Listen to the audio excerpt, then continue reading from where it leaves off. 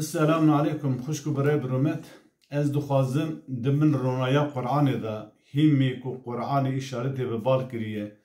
که انسان چوا لدنیای تخاپاندن بچه تخاپاندن چما انسان جدین خود تعالی ج فکر راس ج عقیده راس ج توحید ج دینی که خود تعالی ج پیغمبر داخسی چوا ج دور دکه باسا دو همی اساسی خود تعالی کری ازی به دقیقی 2 دقیقه باسا ویا بکم باش گوی خواه بدن ویا که اف تشتی حالینا که از باز کن براستی گله که انسان خاپانده جی دین و دیانت جی عقیده راست و درخستیه خود تعالی دو سوره فاطر آیتا 50 دو سوره لقمان آیتا 33 دا به زلالی بحثوان هر دو تشتار کریه که یک مال و حیات دنیای و هر وسای دنیا جی به ناو دین گره و نخوابینه خود تعالی دویجه دو سوره فاطر آیتا 50 و هر دو سوره لقمان آیتا 33 دویجه بسم الله الرحمن الرحیم إن وعد الله حق فلا تغرنكم الحياة الدنيا ولا يغرنكم بالله الغرور دبيجه بيگمان سوزا خود تعالى وعدا خود تعالى حق راس درست تشتی که خود تعالی درقی دنیا و آخرتی گوتی حساب جزا خلات کرنه دا سدی سد راست تی پیگ بره جبر بیا جی دوی جهون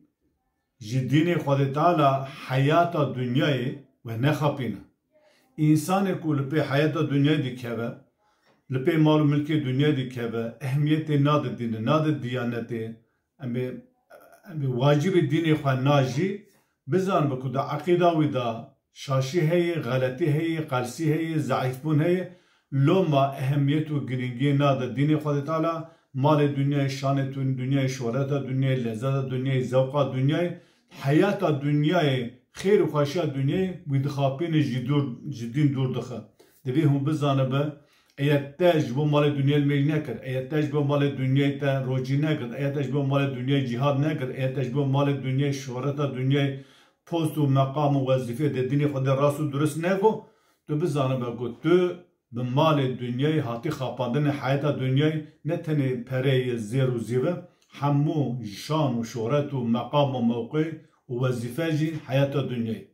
آدو داد بیجی ولا یغرنکم بالله الغرور هر وسا کس و بناوی دین نخاپینه هر فکر و رامان هر بویژن هزری کو جسدی سد زد توحیدیه هر جواک هر جماعت هر طریقات لسر ناوی دین قصده کن لی پرانی امی دینی کش خلقی را تی پیشکش کرن جس پروان زد منهج قرآنی زد انبوی وحییه دوردت قاتل میزد کن مفسر دبیجن برا شیطان و نخاپینه یعنی تنه به شیطان ما گرددن شیطان دی برا وسوسه شیطان انبوی زخت شیطان انبوی تشتی کو شیطان جوارا انبوی وسوسه کبرا و نخاپینه دیگلویجی انسانی کو بی شیطان سر نبیدین عقیده و نراست فکر و نراست حسری و نراست کو ببیجین گله کی تشکرن ناو اسلامی کن پیشا قرآن در دینه کی قرآن در